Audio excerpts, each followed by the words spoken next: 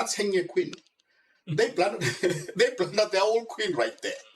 I'm taking your queen for free, guys. You see, so the point I'm trying to say here is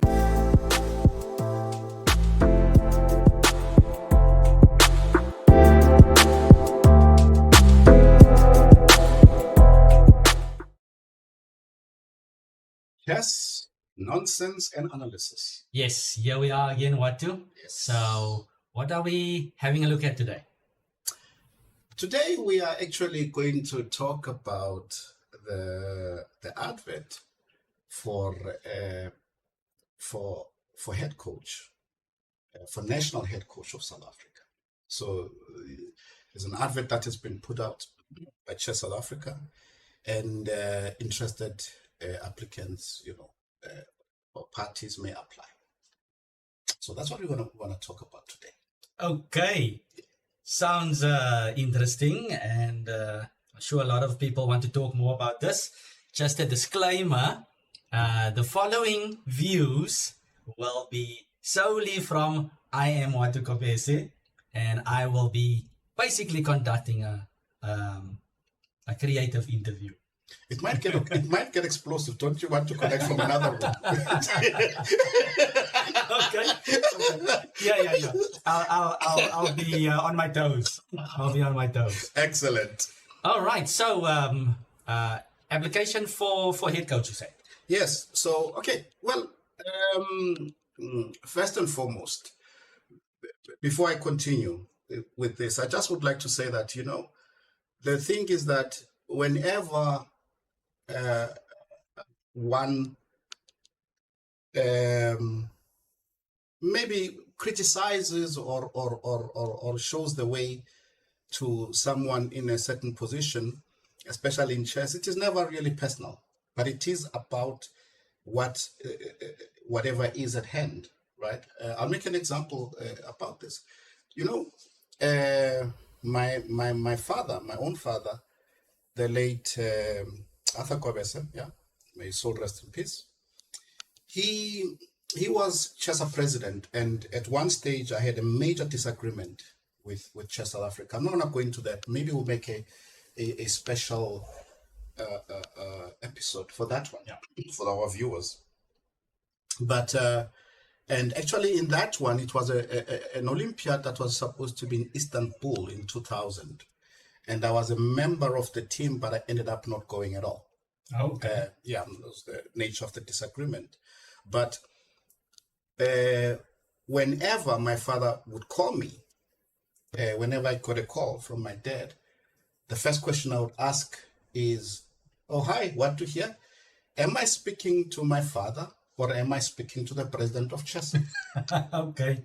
Yes. It was very necessary. Of course. Yeah. It was very important to separate the two. Yeah. If he said, "Well, you're speaking to your father," say, "Hey, hi, Dad, how you doing? How's mom? And what's going on?" Right. I'm speaking to my father now. But if I'm speaking to the president of Chessa, it's formalized, and let's talk the business. Yes. There's no father-son here. It's the business at hand, right? So I just wanted to say that, in a sense that I know when people are criticized, the first thing they feel is that they are being personally attacked. No, it's not. If you occupy a certain position, right, with a certain portfolio, a certain function, if certain people are feeling that you are not going the right direction here and there, they will point it out. It's got nothing to do. You're not being attacked. And if you are a good leader, that is how you're going to take it. You're going to listen. If somebody who's attacking you is wrong, you will calmly tell them this and that. If they are right, you say you are right, and I will hear, suggestions and so on and so on. That is what we are hoping for here. Yes. Okay. So with that in mind, let's start. So I want to read I won't read the whole document, but I want to read some key, points here in this document. So let's start first with the general requirements for applications. Here we go. I think this is important. Chess South Africa is seeking a dedicated, highly experienced and skilled national head coach, right, to lead. This is what you have to do. The national chess teams to success and promote the growth and development of chess in South Africa. Okay. Okay. Now, if you accept this, you are going to be a member of the executive board. Okay. And you will be responsible for developing and implementing a comprehensive coaching strategy, which means you're going to have to write this comprehensive coaching strategy because it's not there, and implement it. Yeah. You have to identify and develop talent, which is okay, good, and building a strong and competitive national team culture. Now, now I want to go to the roles, and there are a number of things. Then the roles and responsibilities of national team coaching. Yeah. So you have to lead and coach the national chess teams, men, women, and youth, in international tournaments and championships. Develop and implement a coaching strategy to achieve success in international competitions, talent identification, coaching and training. You have to design and deliver coaching and training programs for national team players, collaborate with other coaches. It's a whole thing. So these are the things that you have to do. And then as an executive board member, you write the things that you have to do, and so on. So now let's go now to mandatory requirements, like who can apply at in the first place. So minimum qualification of a feeder trainer or higher. Could you please Google for me what are the feeder trainer? Feeder trainer requirements. Yes, to be a feeder trainer, yeah. What you need. I've got the feeder handbook open. For feeder trainer, there's 3 points. Mm-hmm.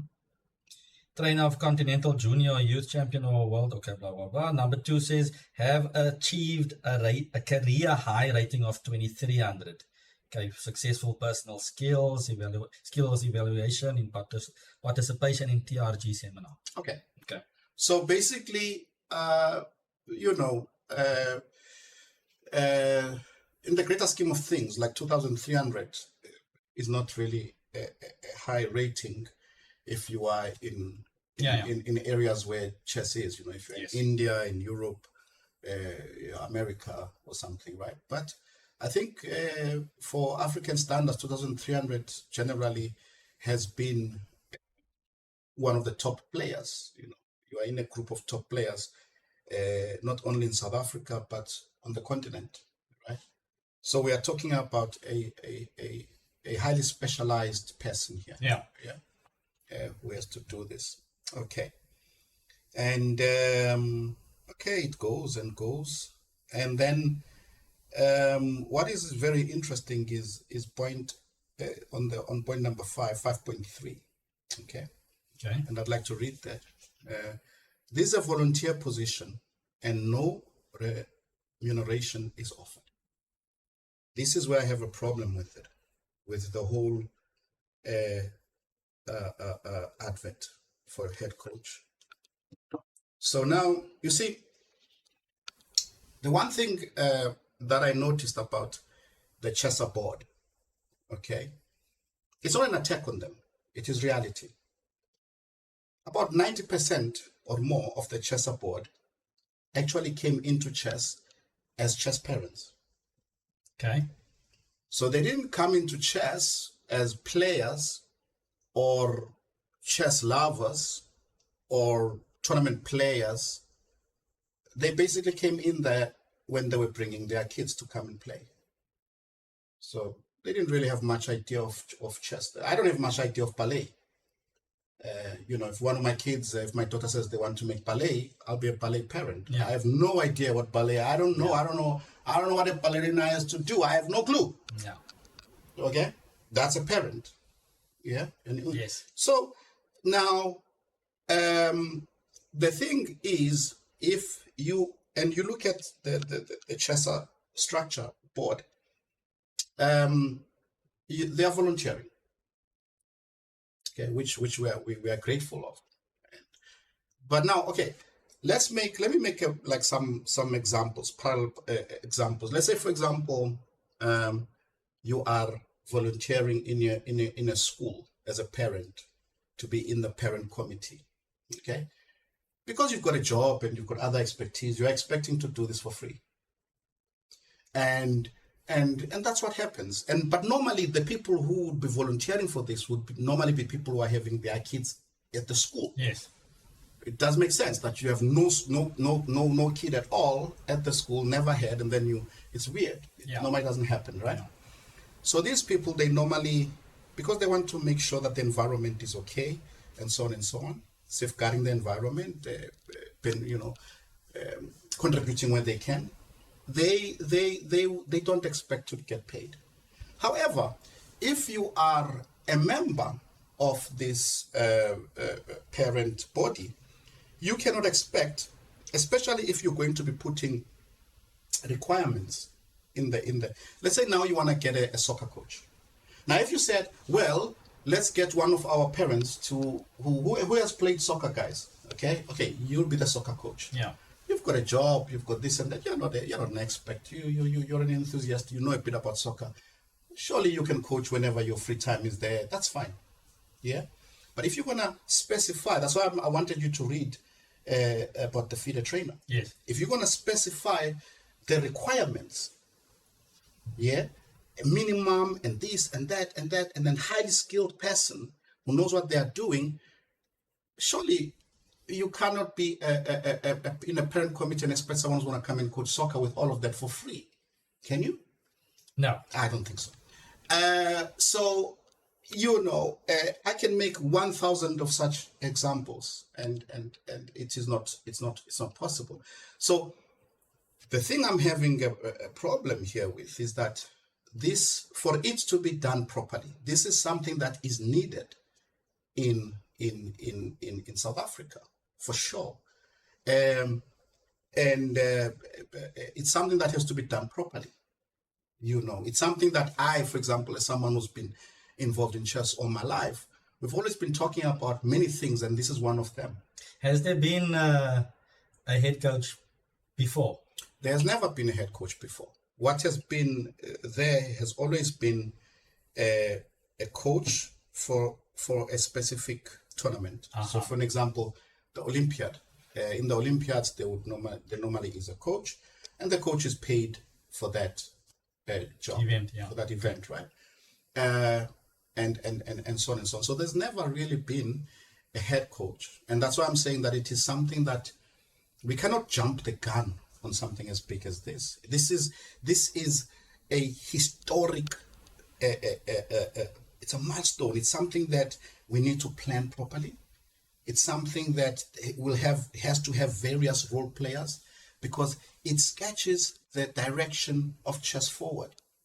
If it is done properly, this is when we go back to the point and say, FIDE master Calvin Klaasen became head coach, and these were the things that he put in place.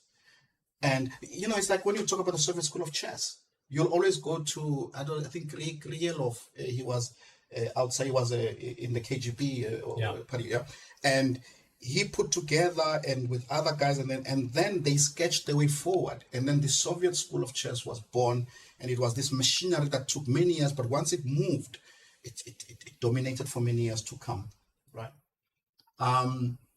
So in a way, if you want to do it properly, that's where I see it, and I have a problem if on the very first hurdle I feel like we're already stumbling.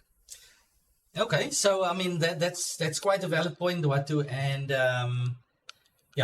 of course when you start something new, it's obviously not going to be smooth, but we all know of the whole saga of chessa at the moment, which is still not done. Yeah, and of course the new executive or elect executive is or has been experiencing a lot of constraints. Let's say when it comes to finances and all of this, it's no secret that those chessa accounts might not be accessible at the moment. So what would your suggestion be then? Right. to take on this head coach position? How do we get going with this? Right. So, well, the issue, this is what I'm also worried about, that we are going to use this. It is a reality, but we're going to use this reality as an excuse for us to not even try anything else. To just say, well, I don't have money. I can put that excuse also to my kids. I can say the economy is bad, guys. All the things, the luxuries you've been having, it's not going to happen, guys. You're going to have bread and soup. And I say the economy.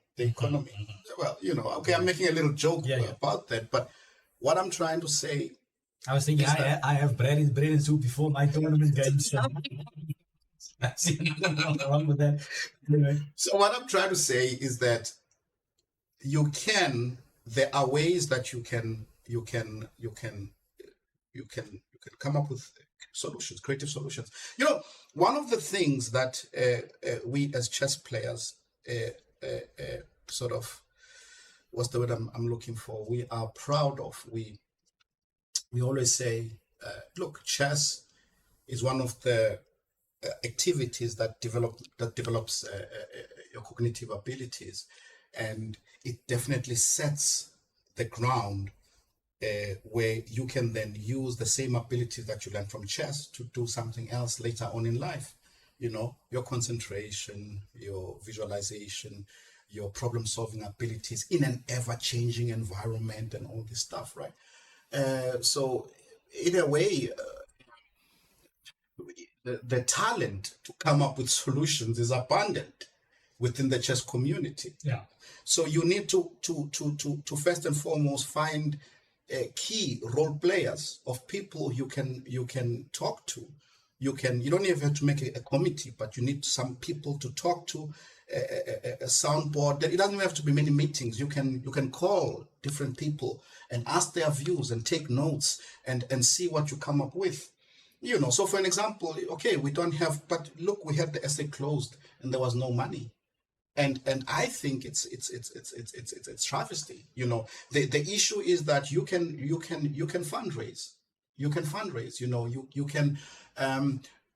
Well, I'm starting to be afraid with this trend that now we're having the next major milestone coming, which is the Olympiad, and the way we are going and the excuse we keep making, we're going to be expecting most probably all the players in the Olympiad have to pay for their own fare. Now, I'm saying, look, what are the solutions you're saying? Well, it's not a long-term solution, but fundraise. Let me make an example for just the Olympiad. I'll come back to the coach. Okay.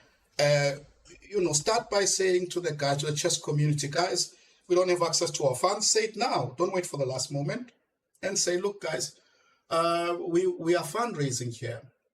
Do you guys mind that in all tournaments that you play, instead of paying, as an example, 150 rands as entry fee, that you pay 200 rands, and the 50 rands will go to this special kitty, and we will be responsible for each and every cent that goes there, and we will be open to the public to say what we did with the funds.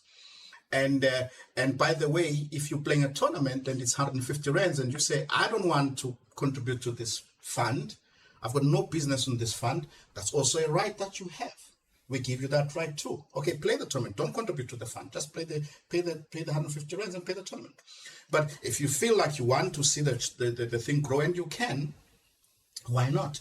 Hold a couple of events. Call them fundraisers. Excuse me. Go to various sponsors.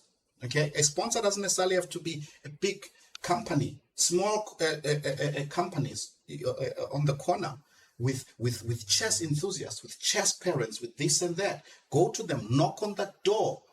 Yeah, knock on that door as chess and say, we've got a kitty and this and that. I'm just saying, for example, are you telling me from what I just said to you that you are doing a nationwide campaign where each and every province is where you put the muscle of chess up behind each and every province, but we know there are clubs, there's this and that, it goes all the way down, and people are doing this and willing and doing this. Are you telling me at the end of the day, this fund is going to have 10 rands only? I mean, are you really going to tell me that?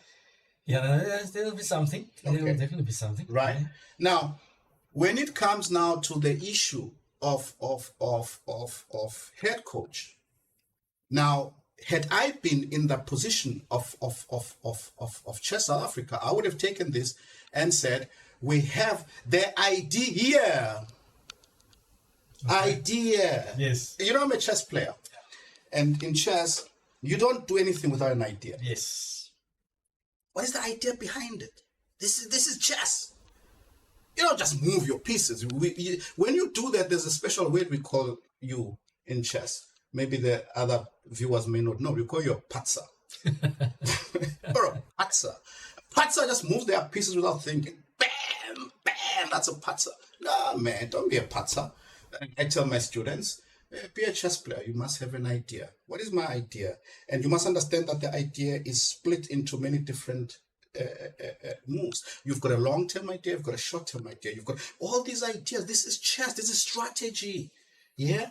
So rather take this out and say, this is our idea. And we would like to see this realized, okay, within 5 years. And then let's have a group of people thinking, for example, if that was the case, I would definitely contribute my thoughts to something like that and say, okay, let's write to the Lotto Fund. Let's try and get High Performance Center. There's always funding there. Let's try and squeeze something there.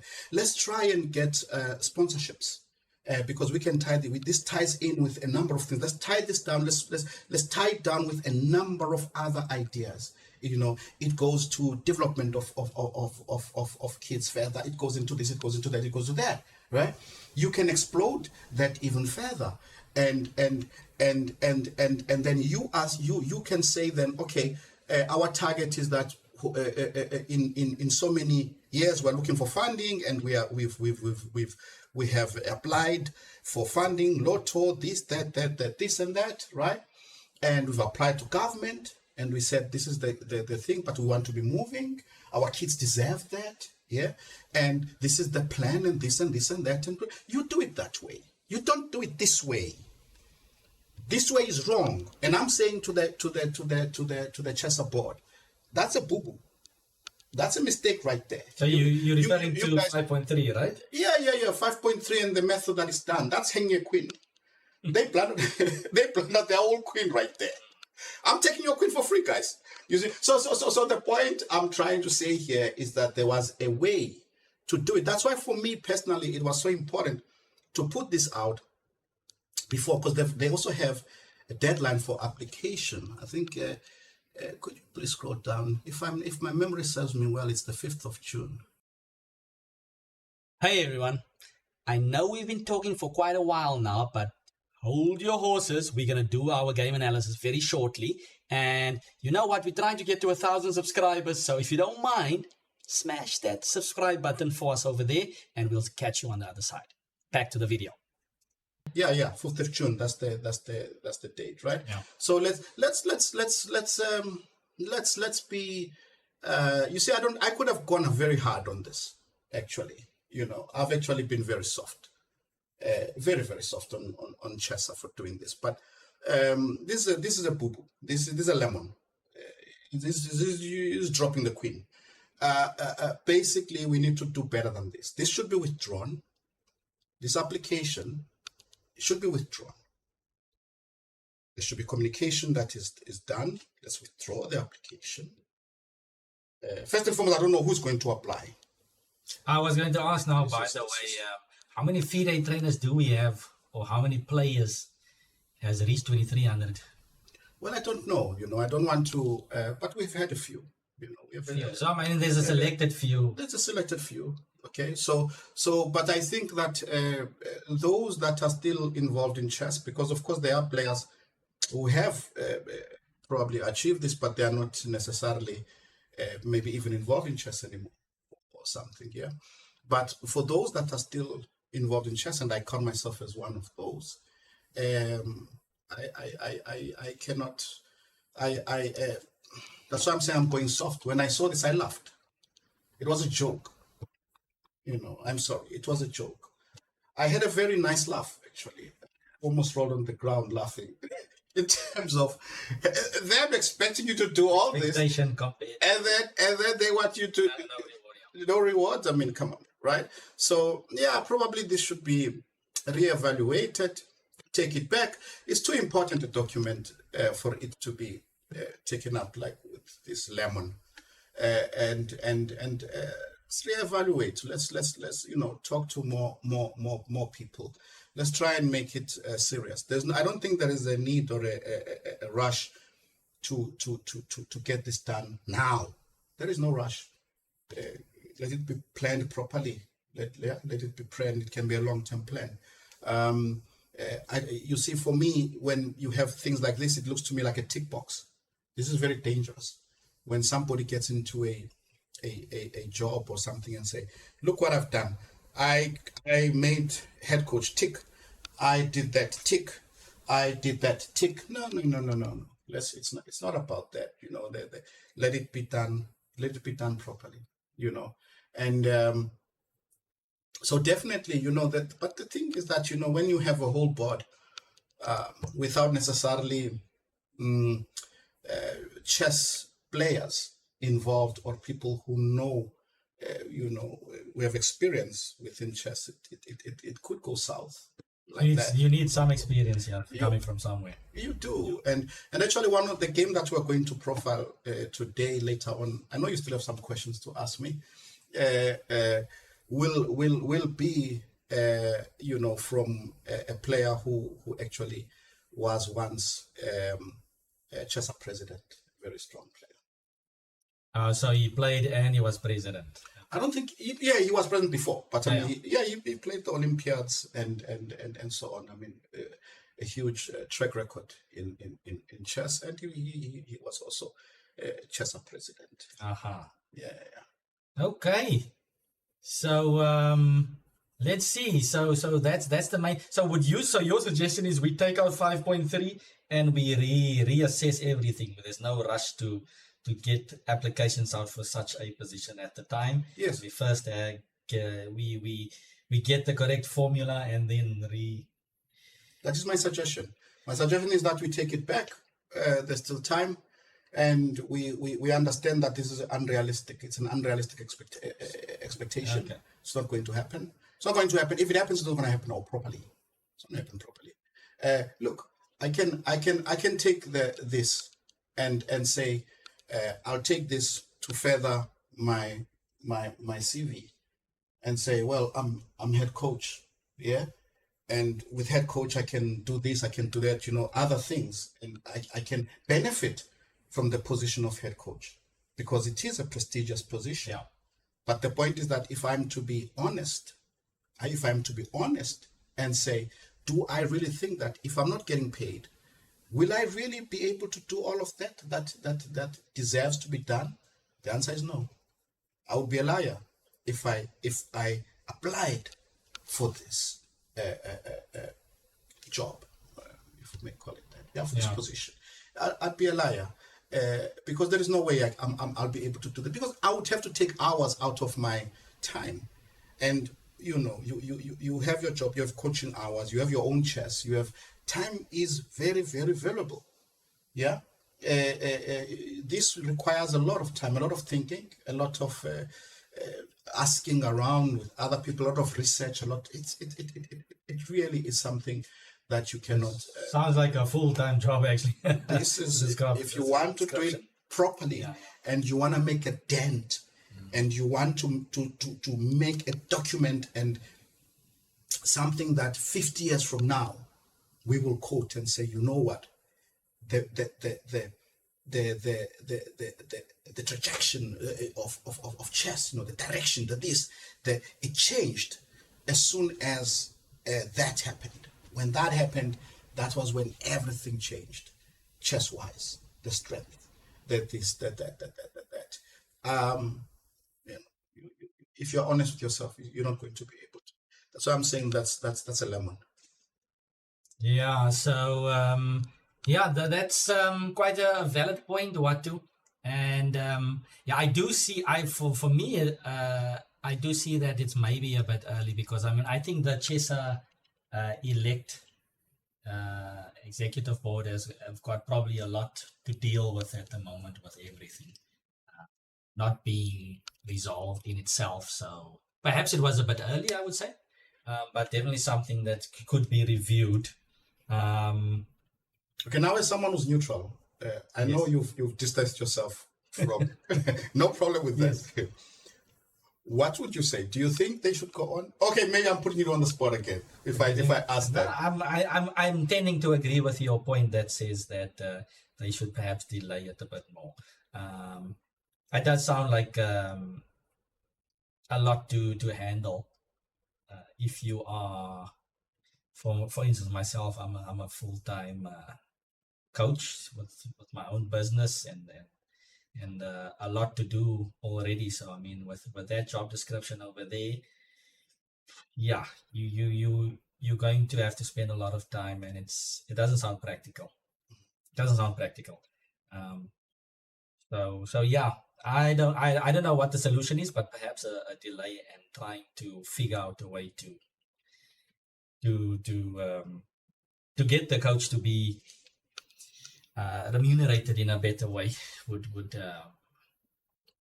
be a start. But it's difficult times. It's definitely difficult times. We're definitely not, as we mentioned in our cashless adventures, it's definitely difficult times where we are not where we want to be. And may I jump in there? Yeah. Well, exactly what you said. Okay, let us say then everyone says, yeah, okay, that we expect a coach to be paid is unrealistic. We're not there. But then why do this document and expect one person to do it? Why not create some kind of a committee? Sort of, it can be as large as possible that they can then, start and then think about these things and put them down and advise each other and say, look, we think this should be there, that should be there, that should be there. Why give it to one person then who's not going to be paid? Are you not being unfair on that one person? Yeah. Specialized person, but okay, yeah, these are the considerations. I'm not saying that is the solution, but I'm just giving various scenarios, and I'm saying that we do need a course like that, but it must be done properly. Thanks, Watu. Yeah. That is certainly something that we shall be talking about more off air as well, and I'm sure the viewers have got their own opinions as well. Yeah. And I'm looking forward to hear more from everyone. Yeah, absolutely. Absolutely. But you know what? Now let us have a look at. By the way, I'm not saying that all chessa presidents should have a title and the strength, but I'm just saying that okay, let's have a look at a game that was played by a player who was chessa president.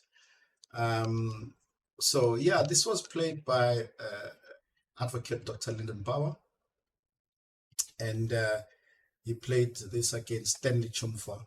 Now Stanley is a very strong player. He once played in the World Cup as well, international master, and this was played in the SA Open.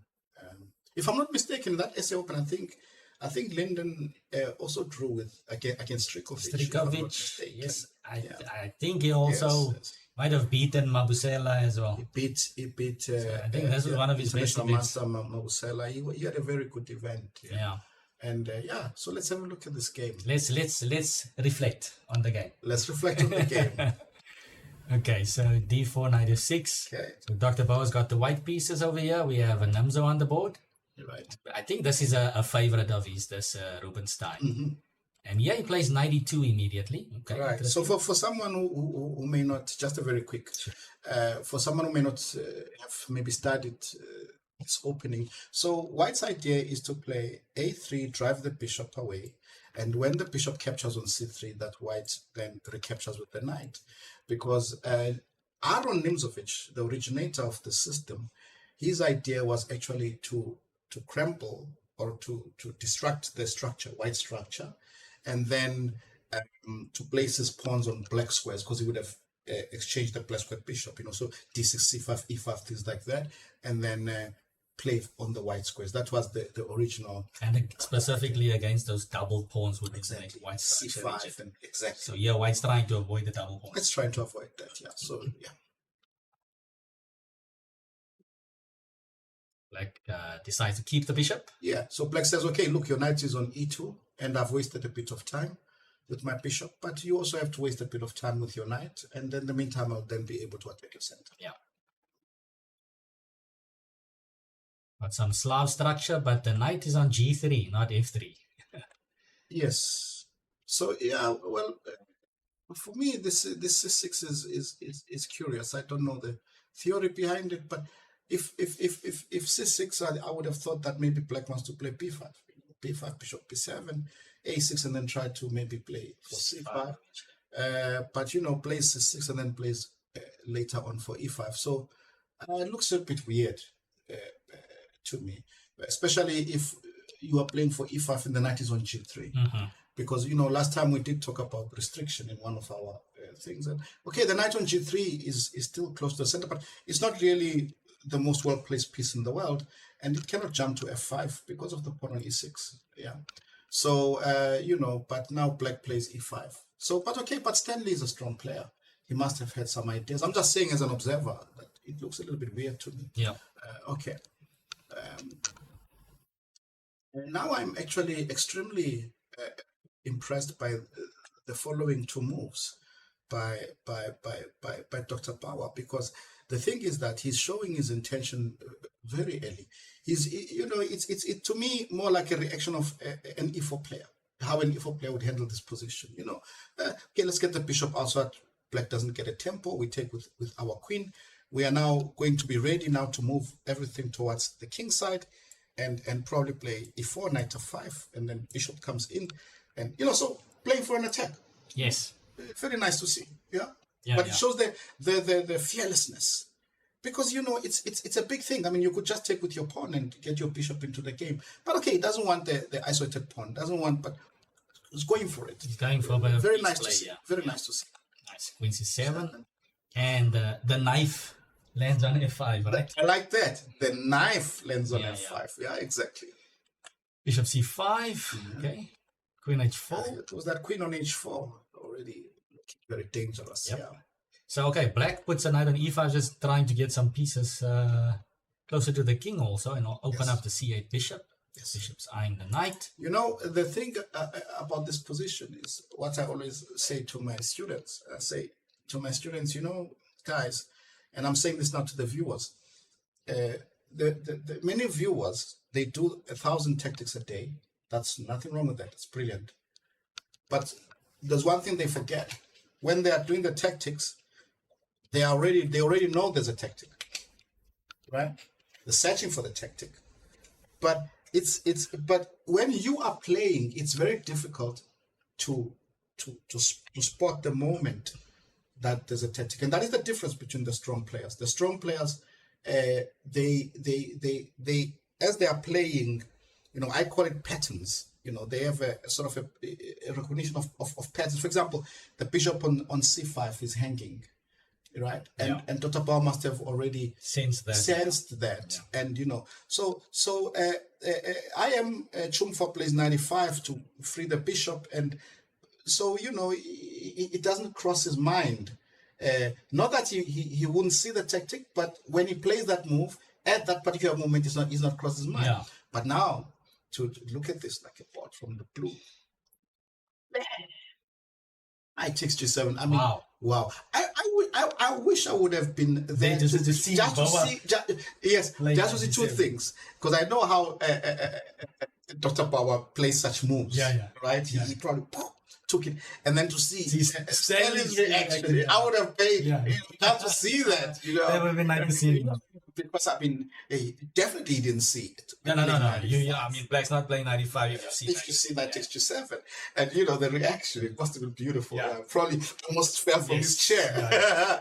This is beautiful stuff. It's a beautiful thing. Black plays bishop e7, and of course the big question is what would have happened after king takes g7. What are we looking at here? The king is exposed. Usually these two pieces in itself. Usually, if you can squeeze in a check, the knight king moves away, the knight drops. But in this particular case, black does have knight g6. And what you mentioned earlier on, I believe some people like to call it LPDO. Loose pieces drop off. Yes. You mentioned the bishop's hanging over there. Right. So if knight to g6, white will just collect the material back and be up a pawn with a bit of exposed king. Beautiful. You have everything you want, right? Very nice. So, yeah, beautifully spotted there by Dr. Boa. Yeah. And now black has to play this painful bishop e7. Painful. So, bishop e7. How to continue? Queen to g5. Queen is fearless. Yeah. Okay. King h8, avoiding the discovered attack. f4. Okay. Gets the bishop into the game. Bishop b1. Knight takes bishop. Okay. Nice. Inspired. Nice. Inspired. Right? Now, this is just beautiful. It's just beautiful. So, okay. The threat is queen g7 checkmate. And the knight as a defender is going to be, and actually now I spot a little variation. Let's say rook g8, queen h6. So now I'm threatening knight takes f6 and then Knight on h7, yeah. So rook g6, bishop takes g6, takes g6, knight takes f6, bishop takes f6, queen f8 checkmate. Nice. Nice. Just beautiful, yeah. I mean, very nice, beautiful attacking game. It just flows. Knight on c1 has got nothing to do with anyone, and this is part of course, when you are attacking, you should try to focus on the side where you are attacking, and this knight right now is not influential at all. So a lot of people would have just automatically taken the knight. Exactly. London senses the moment here to grab the initiative here. So knight h5, beautiful stuff. Beautiful move. Okay, so black again needs to play an awkward move, knight to e8, stopping. Painful to play. Yep. Queen, of course, is being attacked. Queen h6. The knight on c1 is still alive for the moment, but we have another knight threat. h7. Yeah. f5. Finally, we get the knight back. Queen b6, sitting e3. Yes. And b2. Bishop a2. Who cares Bishop about comes this? back. Who cares about Okay. it? So now we are creating a mating net, because I always tell my students, when the king has got only one square, you generally are looking for a check.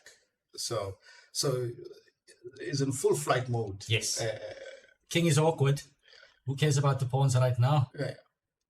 I think it was Victor Korsner that said, when you are attacking, time is money, and pawns are not to be counted. I like that. Who cares about the pawns right now? Queen takes b2, and Mr. Chumfua takes there on the b2, king h1. King h1 was sometimes a move that I think I was in like a Kasparov book where they said Gary liked to play that king h1 just before the final assault here. Move, right? Let's see. Queen takes a3, and the queen is gobbling up more pawns. And we have a beautiful discovered attack over here. This is just beautiful. All right. Not sure if Chumfa had something else to do here besides running around with the queen, but yeah. But you see, it's like in boxing, when you get caught, you start getting dizzy. And in chess it's the same. Yeah. I mean, some moves that White played, Black was not dreaming about. Boom, boom. You don't know what to expect. Yes. And everything goes confidence, everything, and just difficult to deal with all this power that is being displayed by White. Yeah. Black is not looking good here on this side. It's looking bad. Okay, so bishop g8 was played, hitting the queen, threatening mate at the same time. Yeah. Okay, so black parts with the queen for the two pieces over there. Rook g6. Yeah. And I guess this is the idea. The queen is trapped. That is the idea. Okay. Yeah. So white gets the rook back, or the rook for the queen. Rook to a5. The problem is that the bishop and the knight are going to be hanging. Okay, this is actually what happens. G takes. King 5. Yeah. Okay, 5. Quite a nice move over there. Yeah.